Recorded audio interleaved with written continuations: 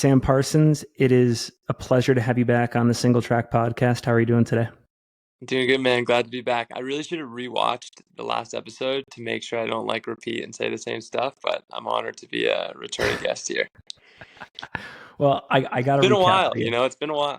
It's been 2 years, and I feel like in this day of age, that's an eternity, and a lot happens. But yeah, to recap the previous episode, it was about 2 years ago. We talked about the formation of the team, sort of the ethos of getting after it in your 20s and 30s, creating your own opportunities in the sport, building a brand around your team, being kind of specific, sort of having like a specific goal. Like, I think you mentioned like the Nike Oregon project, they were there to win medals. You guys having a similar goal of like sending guys to the Olympics. And then we talked a lot about like the content side and how you'll meet on like Mondays and stuff to schedule things. It was fun. I mean, it was a great, I really appreciated your insight into the world. I think there was a lot we didn't cover, which is why I wanted to run it back today. The one thing I will say, we still don't have an ultra trail running specific co-located team in the sport yet. So that was, I think, one of our predictions last episode. There are like some hybrid teams out there, but there's nothing co-located. It's not specific to ultra trail. There's no one out there that's saying like, we were built to go win Western States or win UTMB. So there's How still cool would this like that be? Isn't open that window. nuts? That's crazy to me. Hoka never did anything, How are these brands apparently. not all in on one thing? You know what I mean? It's I don't know, just with track being so specific with yeah, we're gonna like you said, we're gonna build this team to win medals, and hyper specific, you know, it's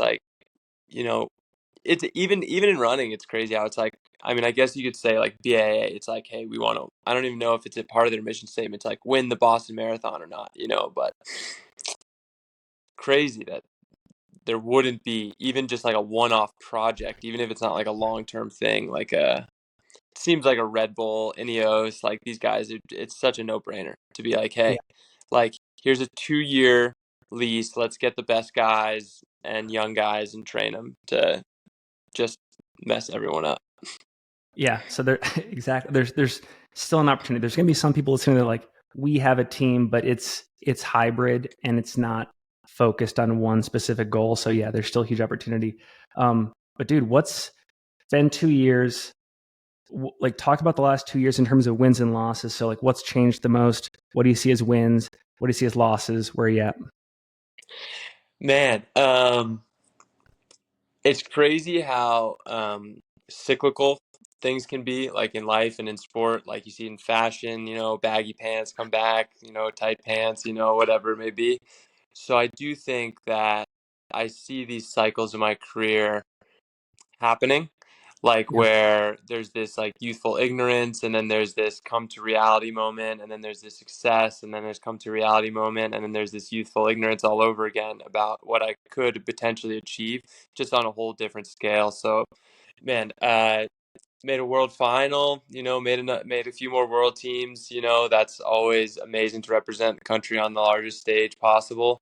Yeah, made a world final, fell on my face at the World Championships, quite literally hit the deck. So first time ever falling in a race like that. And I put so much mental energy to the point where it just became just utterly toxic. The sport became so toxic to me just to get Really? to this place where, I got to World Championships through just pure stubborn will and dedication to the craft, while completely losing all those little glitz and glamour stuff that runners love to say at this level, even though it's partly true but partly BS because of how serious everyone takes it, where it's just have fun, enjoy the process, all that stuff. It's yeah, enjoy the process, but if I'm not have my head up against a cement wall today getting this done, I'm not getting it done on the day it matters. So and I think that's in any professional sports. So you try to find the pockets of fun when you can, but more often than not, I think when the windows are closed and it's just you versus you in those moments, there's a lot more toxic energy than people want to really address and put out there in the open.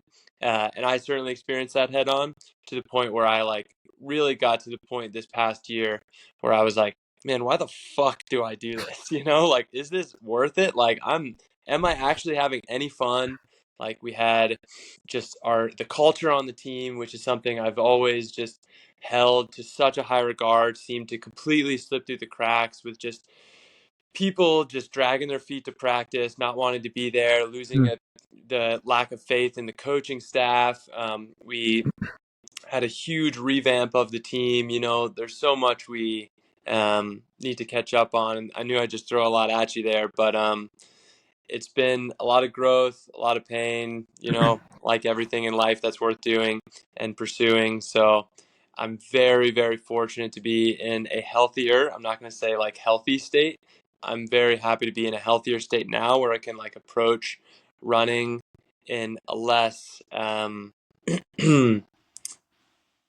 keep saying the word toxic and I wish I had a better vocabulary, but just in a more healthy way. It seems like when you think about like the hero's journey, you're in the belly of the beast phase of the hero's journey, and you're Yeah. about to return In the back to the cave in common people with Beowulf. some Yeah. amazing insight.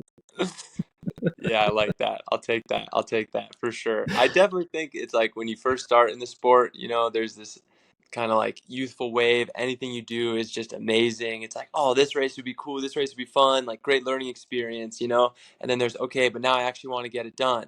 And then there becomes another point in like any professional running career where it's like, okay, like now you're a veteran, you have things to maybe rest your head on and say, I did this and this and this. And, like if you were to tell me, 4 or 5, in 2018, when I was just starting my professional career, like I'd be a national record holder, I'd have this and this and sub 4, all these things, that I never could have dreamed on. And like, I'm a huge, big dreamer, but never would I have thought I would have been able to accomplish the things I have in my career because of my amazing coaches and teammates and the support I've had along the way.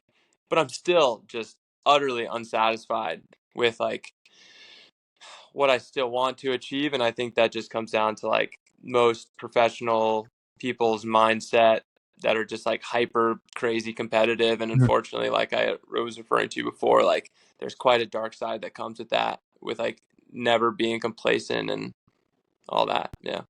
What is the, I don't want to say best, but what is the most satisfying answer you've come up with so far for why it's still worth it to build this team and work on your athletic career? I don't want to say it's because of legacy and ego and narcissism at this point. Like, I really hope that's not the case. I think the thing that motivates me the most, and, I just couldn't be. We have this huge new injection in life in the team specifically. Like, we signed 5 new runners, men and women, like 2, like, woman right out of college, which is something that I feel like I've been talking about wanting to do since the inception, but was so hard to recruit women and get them to buy in. The motivation, to answer your question, the motivation comes from knowing that my years here within this sport are coming to an end. This is the final chapters. I am not going to be the running journeyman that's setting masters records or uh, or doing all that, or pursuing it well into their 30s. I don't think my girlfriend would accept that lifestyle, just because she knows the wear and tear it puts on me. And I wake up every morning in pain to some degree, and Really? that's most professional runners, I'd say. And the thing that motivates me is wanting to watch this thing. Like, I don't want this to be just another track club that popped up and was like a cool thing and then just disappeared because of a lack of funding, or a lack of sponsorship, or the coach left. It's like we've weathered so many storms now with like the firing of a coach, and then dealing with that shitstorm that happened after that, with people leaving, to feeling like the whole team is injured, to what happened this past year with seemingly our core group of people leave the team. And I just want to see it live past me, like I want to be into my 30s and I want to be watching, Elliot Kipsang and Anthony, and Antonio and all these guys, like ripping it and running with the same pride I had for something that was hopefully greater than just them. And that's the best motivator right now. And our contract with Adidas is up in 2024 after this year. And we kind of have this like big team. We just had a big team retreat and big summit where we kind of all came together. It's like, look, like we're all chasing this team contract together, now. It's not just like one person trying to get their own contract. It's like, how can we all perform up to a level to gain the attention of Adidas to re-sign us? Or if Adidas doesn't deem us valuable enough to re-sign, then, pursuing other options if it has to come to that. Did I hear you say earlier that there's a dark side to never being complacent, or a dark side to discipline? Is that what you were saying earlier? Talk more Yeah, about that. no, absolutely. Like, I think there's a dark side to never being satisfied. It's like it's always on to the next thing, and I think that's the mentality you have to have in this sport in order to constantly be a shark. Because if you want to swim with the sharks, you have to be one yourself. And the minute you get thrown into a new pool, you have to all of a sudden like fight for your own and fight for that chum bait or whatever it is that's at stake in order to continue to survive. And in our case, it's you know Milrose games this weekend, and the next weekend it's a Boston 5K, and then it's the Oslo Diamond League, and then it's the national championships. It's like you're constantly fighting for your own survival in the sport, to put it in a more like prehistoric way. And the minute if I were sitting here and said, "Oh yeah, I've done this or I've done this, like I'm gonna race great this weekend. I'm gonna lose every little piece of fish that comes my way," because there's someone else that hasn't accomplished that yet, or there's someone else that has a more defined competitive spirit where they don't care about what they did before. And it sucks. That sucks, because people tell you all the time, like, enjoy the process, have fun, like find fulfillment after every race, like reflect and do all those things. And that all that stuff is so important. But you need to find this balance, which is seemingly impossible without being incredibly, and this is where the darkness comes in being very hard on yourself, where it's on to the next thing. Nothing is ever good enough. It's like, I had a conversation with Joe Klecker recently about this, where it's like, he had an amazing year last year. Like he was running sub 13 5Ks every other weekend at these Diamond League races, competing with the best runners in the world. And then going to USAs and qualifying for, outside of maybe like an Ethiopian 10K team, is just about the hardest team to make out there, against, Grant and Woody and all these Yeah. sharks, and qualifying for a world team.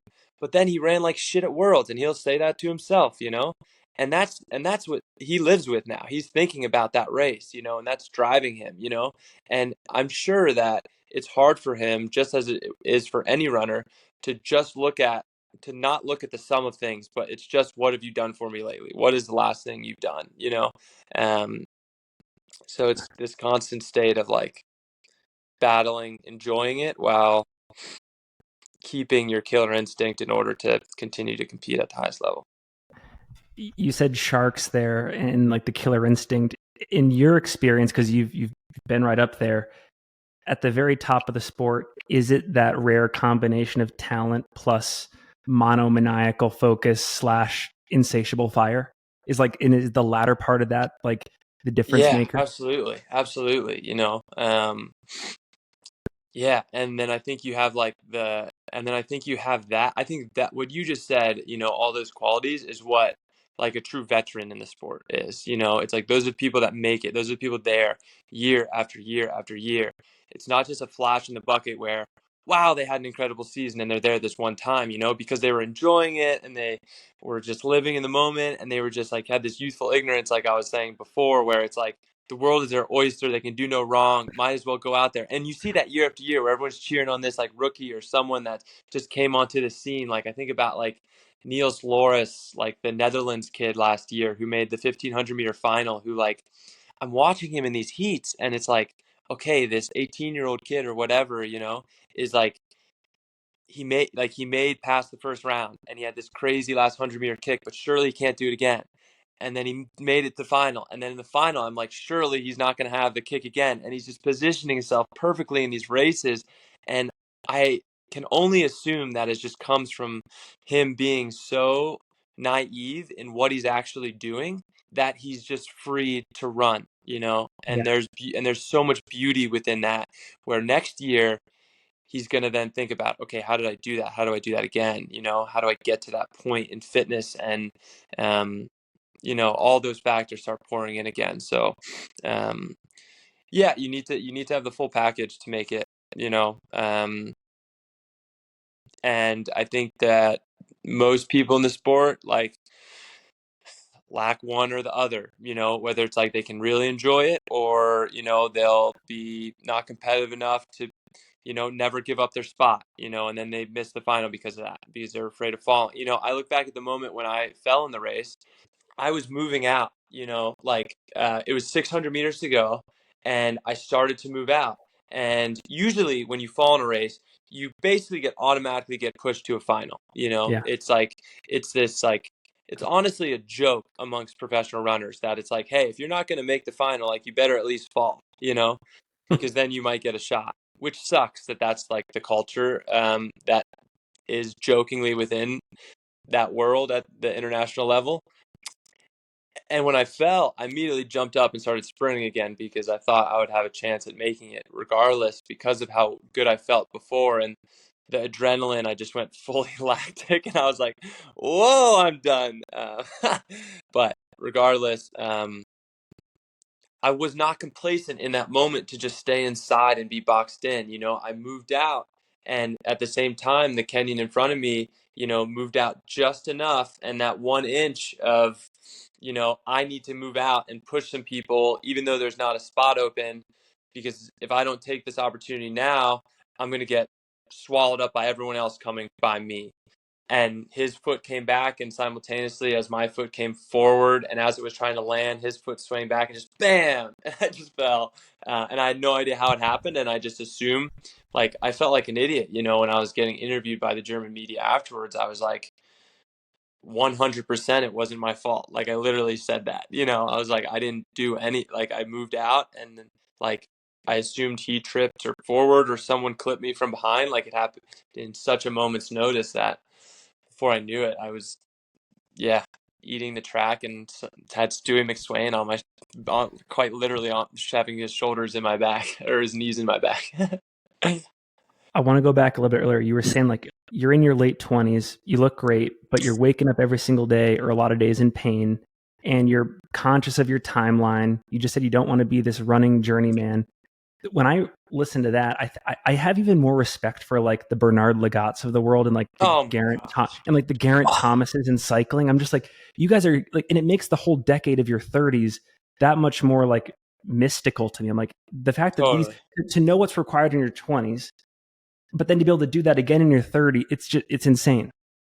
Yeah, I'm reading the book now, Open, by Andre Agassi. It's his Yeah. autobiography, and he does a amazing job at like depicting, sorry, not depicting, writing, and articulating through his words what it really feels like to wake up in the morning. And it's these moments before you wake up where there are these like awful moments of like, how am I going to feel? How is my, in his case, his back, how is his back going to feel? And like, he knows that the first moment of him getting up is going to be this moment of doubt and agony. And not, agony is an extreme way to put it, maybe for him at times it was, but he was getting cortisone shot in his back in order to continue his career. And he says himself, like, he hated the sport of tennis. Like, he hated it, that like the thing that he quote unquote loved, devoted his life to, like, he hated it. And I feel like that is the relationship that you can have in the sport when you do push yourself and give everything to it. Is it ends up taking so much to the point where you can hate it. And yeah, like, I've this whole, like, when I was saying how toxic it was for me to get to the world championships, like, to do a quick timeline is basically like, I came off an indoor season, 13, 12, 6 at European indoor nationals, and then just feeling like I'm ready to light the world on fire outdoors. And that was just the starting point for that year. Um, and I had an Achilles flare up after just getting some stupid cross friction massage on it when I shouldn't have done that. And it blew up like a balloon. And it took forever to get the swelling out and get back. So then I was playing catch up, going to outdoor season, pushing myself, not having the base under me, but doing these VO2 max workouts, knowing that's what I needed to do to get back into the fitness level. I needed to compete at this level.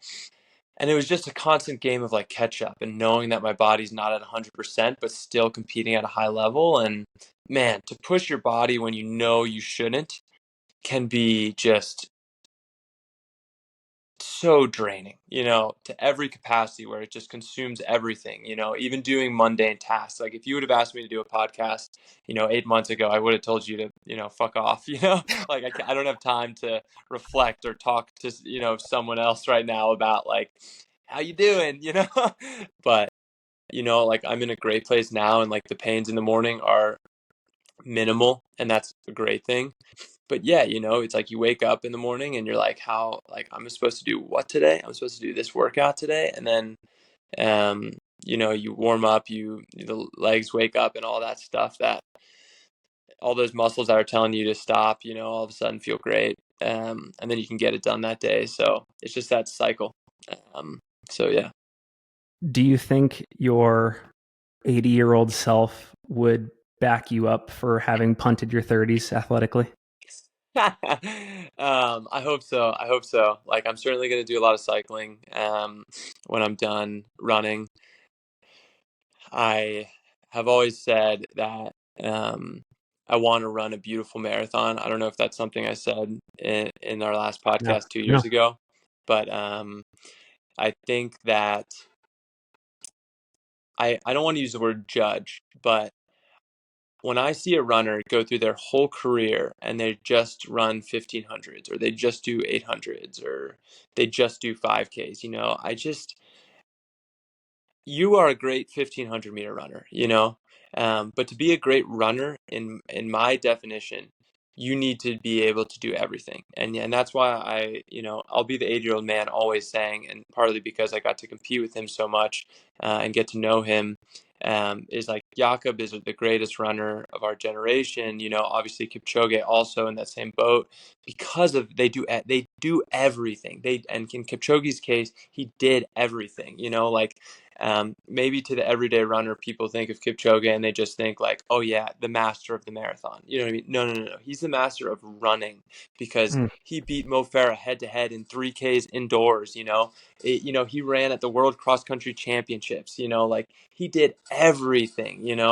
Competed at the world stage in 5Ks. Global medals in the 5K. Like that's the Kipchoge. Like I know from watching those races and studying those races and seeing him do that same smile that is now famous when he broke the sub 2 hour mark, with 2 miles to go or whatever. It's like I saw him do that in the 5K, 10 years earlier.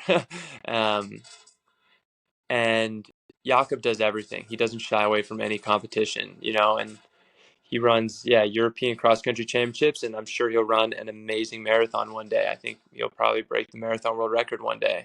I Really? put zero limits on that guy. No, absolutely, absolutely. I think Jakob, if he wanted to right now, I mean, maybe not right now because he's dealing with an Achilles issue, and probably dealing with the same thing I deal with, where you wake up every morning and you're like, this sucks, because he has pushed himself so hard.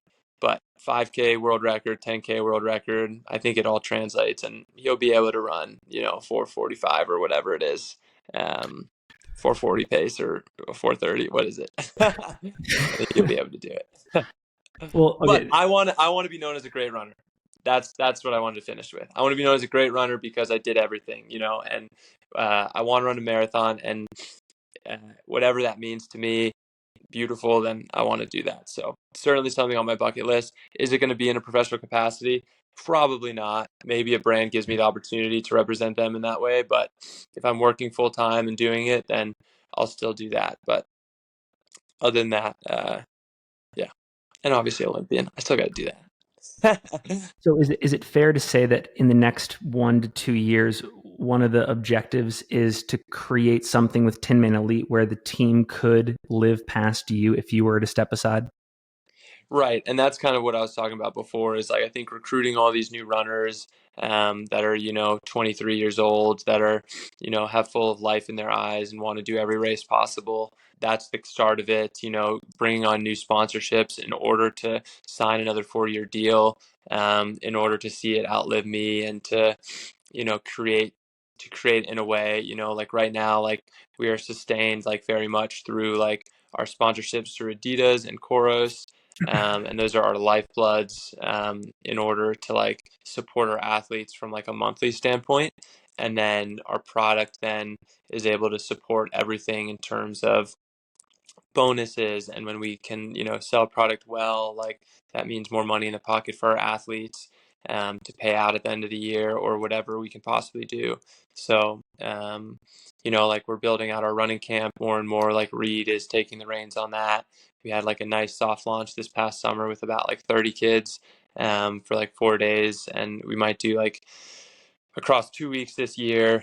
And just finding those ways to, find sustainability is so important. And there's so many different routes that you can take to find that, whether it's through individual donors, which, we have one of those now also that helped us launch our women's team, Mm. and through sponsorships, through these organizations. But it's a never ending process. And I think the people that are willing to hustle for it, and put in the time and effort. It's easy to talk about all this stuff, like it's like as like with your podcast, like it's easy to say you're gonna release an episode weekly, and maybe at the start it is easy because you're 3 episodes ahead or whatever. But then all of a sudden, like getting a guest is hard, and then finding someone else is tough, and then figuring out what's the next conversation that will engage people, and like constantly challenging yourself to continue to think through things and not stagnate, all that stuff. And spending that time critical thinking is something that I think we do that weekly, and we challenge each other, and we have like an open forum where Reed can tell me, hey Sam, can you do this? Or I can say, hey, we need to update the website. And we're constantly working on that stuff, and we're not just like waiting for someone else to do it for us. Like we picked up the reins on our own horse, if you will. And that hopefully will lead to the longevity that you talk about.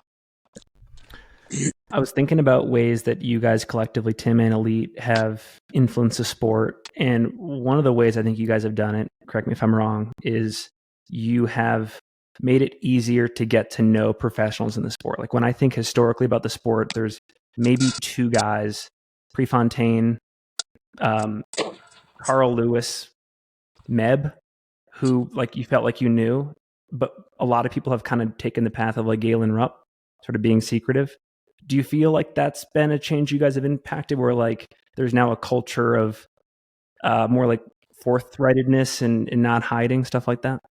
When I think back at our early conversations of Tinman Elite, I remember distinctly talking about exactly what you just said. Like I remember talking about myself, Reed, and Drew in a room together and being like, yeah, like we feel like when we were growing up in the sport, like we had no idea, like I had no idea what Evan Yeager was actually like, even though all I wanted to do was know that, And then when FlowTrack would make those small, inside the program or driven series, I was able to just dive into that, and then that would be my only way of knowing that. And I think that one thing that I hope that we did was we forced other teams, to showcase and to storytell and do those things for everyone, so that it is accessible to know anyone from the Evan Yeagers to the, Eric Holtz to the, to everyone like within the running spectrum, whatever like sport it is. I think that like, I think we created a blueprint, in order for other teams, to copy, which is amazing, so that they could grow their own social media platforms and like basically just showing them like, hey, look, if you want people to care about this sport, like you have to showcase your athletes constantly, and like tell people where they're racing, and it has to be more. I think it was inevitable with or without us within the social media world, like they would have picked up on it, but like we were kind of at the start of the Instagram boom within the running world, where it's like no one was taking videos of themselves on workout days. You know what I mean? Like you would need to, like I said, like have Flowtrack come out and film it for you, and then they post it on their sites, you know? And then the only photos when I was a high school kid that would be posted from professional runners would be professional photography when they were at a Diamond League or at a World Championships or at a US Championships, and then they would maybe say something about their race. Like that's the only content I ever got, you know? And all I wanted to see was, yeah, what Evan Yeager was eating, and like just the stuff you love about YouTube, and you get to see that stuff. So um yeah, I hope Tinman Elite was a part of, ushering that in. And it certainly was one of our mission statements early on, was to be able to figure out how we can actually like connect to our audience. And it still is something where when I was talking to the new recruits at our team retreat, and I was kind of doing my little product spiel, since I head up the product side of Tinman Elite's business. I was telling them, like, for me personally, the most fulfilling experience is when I go to a race, whether it is a 60-year-old man wearing a hoodie who just finished his first marathon, to a 13-year-old high school kid that I see in the stands wearing something that I was able to be a part of in some degree, and like what that logo means for me, to then see it on them, and then all of a sudden they feel like they're a part of this community and they feel accepted by me and I accept them, and vice versa. It's just so beautiful, and that's what is a huge driver for me to um, keep doing the work outside of just running on it. And yeah, certainly. And I told them, I'm like, look, like you guys might not get it yet, but the more years you run for this team and the more you see that, like the more you're going to appreciate like seeing those people when you go to races. So, and just out and about. Like I was in California and I saw a kid at the track just that I randomly pulled up to in Torrance, California. And it took him probably like, I don't know, 2 or 3 minutes to come up to me once I was like done my drills and stuff, just watching with his friends. And then he's like, "Yeah, are you Sam Parsons?" And I was like, "Yeah, man." And he like pulled out of his bag like Tinman Elite singlet, and he was like, "I wore this today on my tempo run, bro."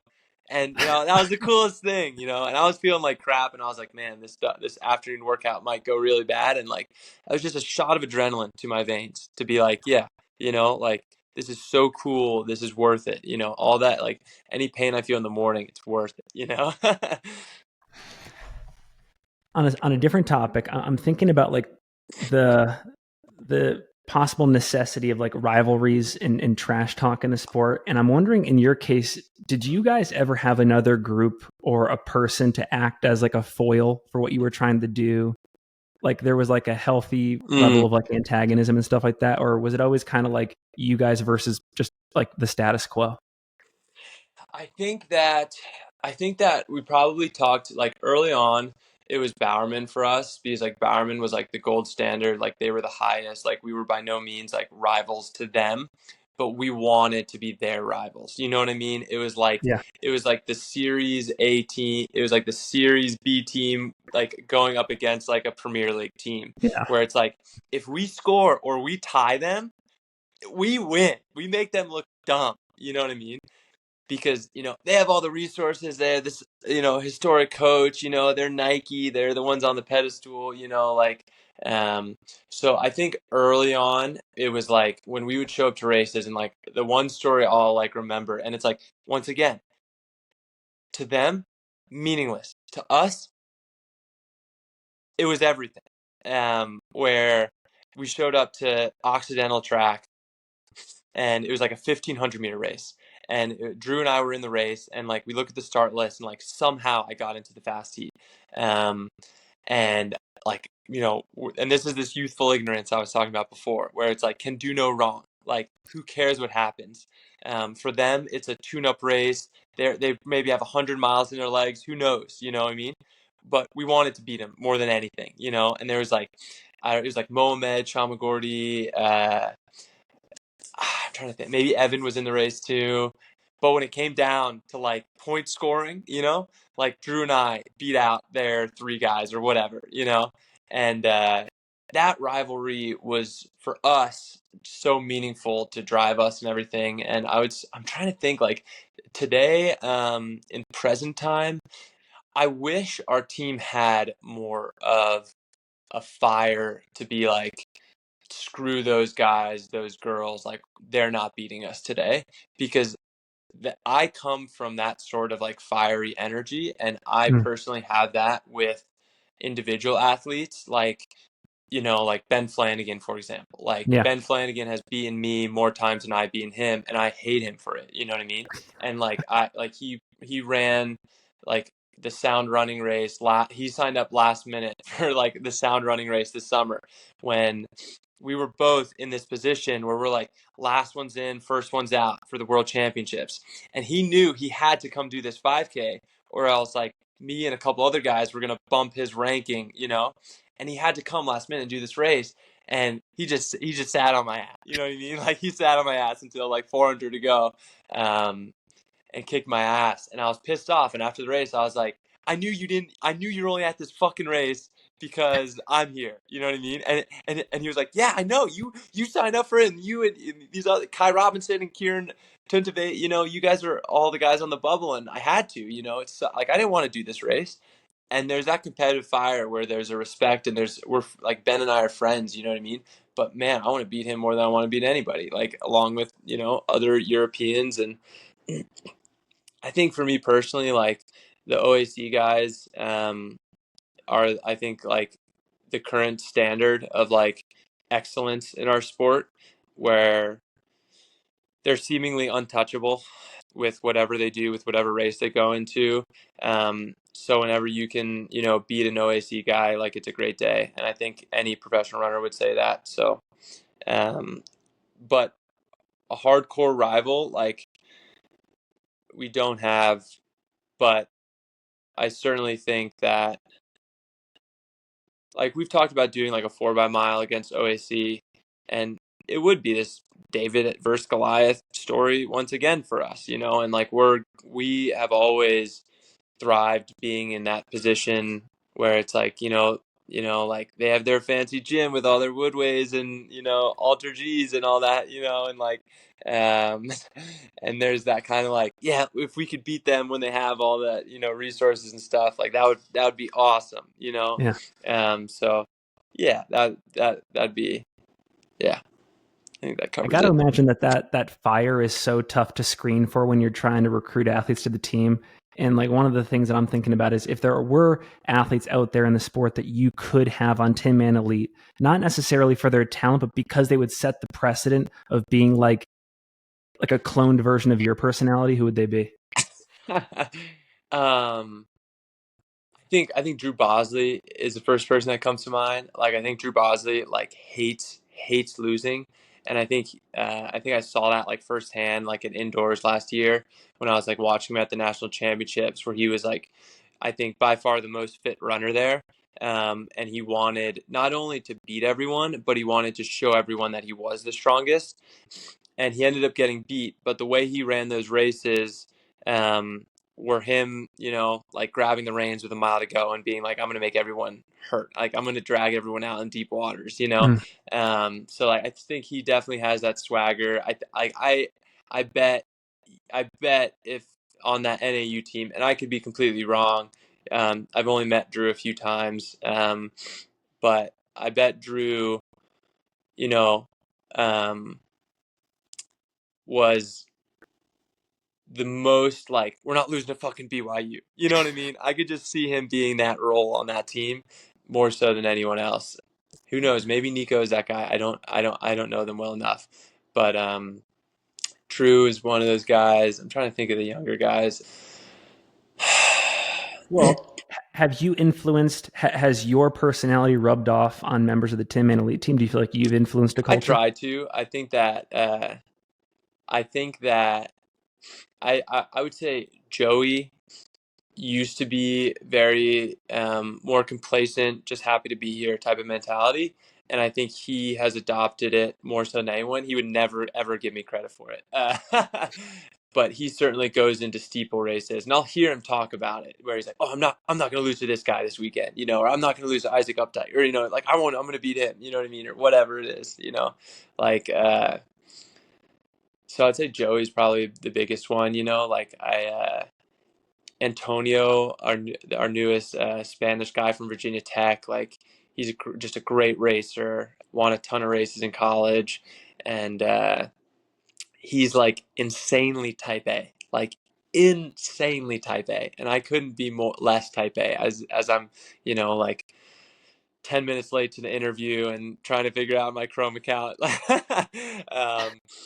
And it's funny. Our dynamic together is very funny because he'll go about everything very methodically, and we need to do it this way, this way, this way, and I'll just be like, let's just get to work. You know what I mean? So I'm trying to influence him as much as I can. But Austin Miller, he's another guy, younger guy, D2. Nobody really knows his name yet, but I think that I can get in his ear and he'll really listen, to be like, yes, like he was talking to me the other day about like how he wants to break 4 in CU, me and him together.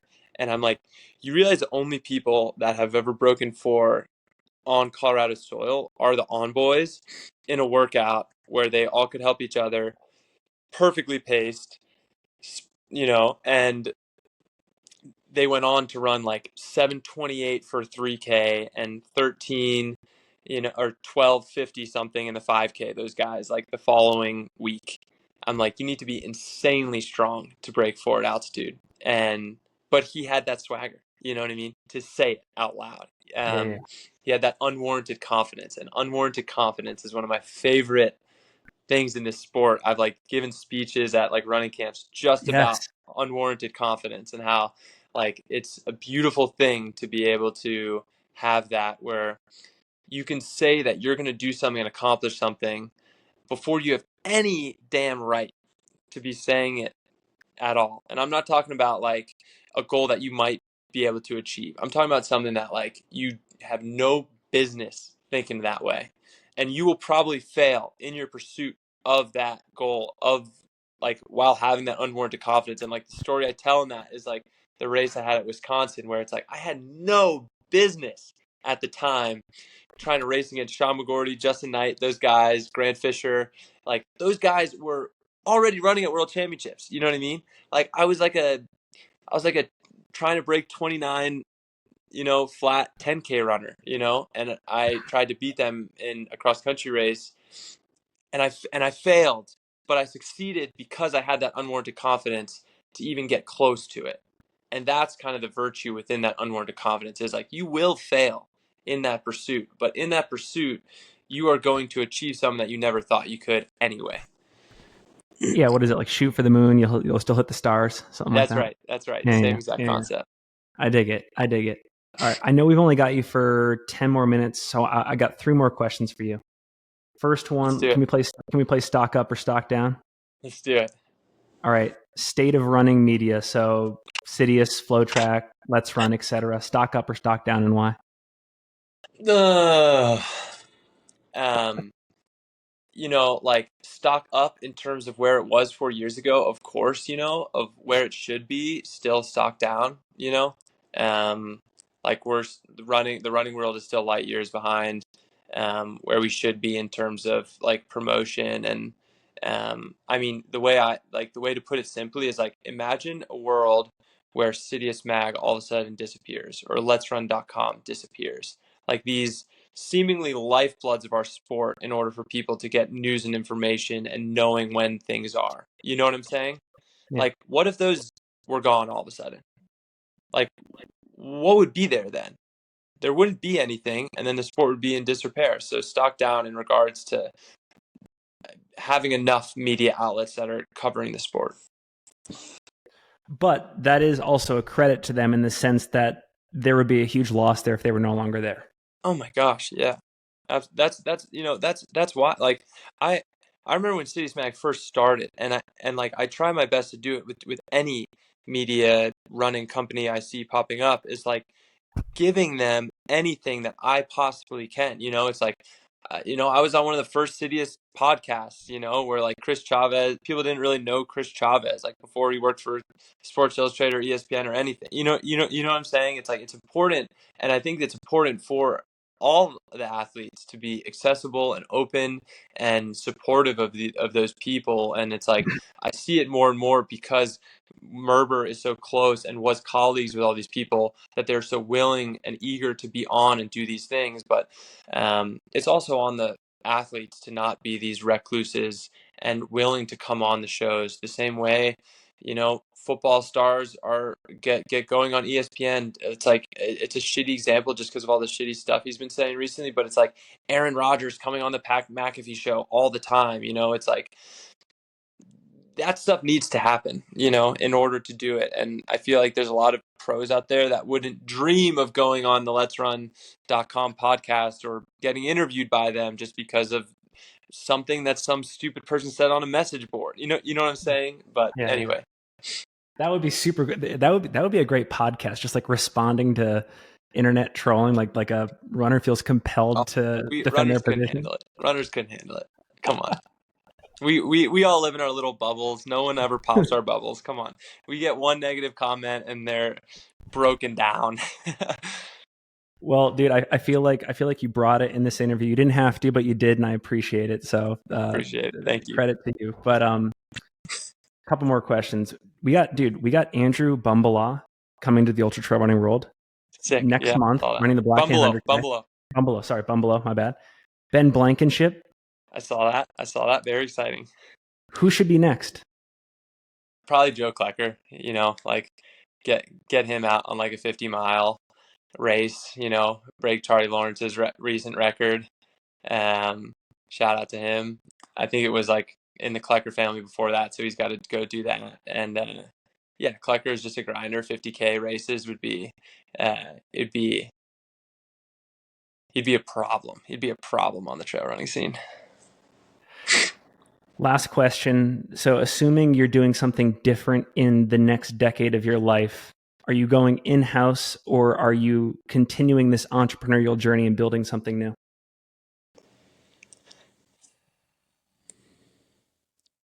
The team was joking with me when I left for LA because of this frozen tundra that swept over Colorado, that they all were saying that, oh yeah, Sam is building out a new LA team without us.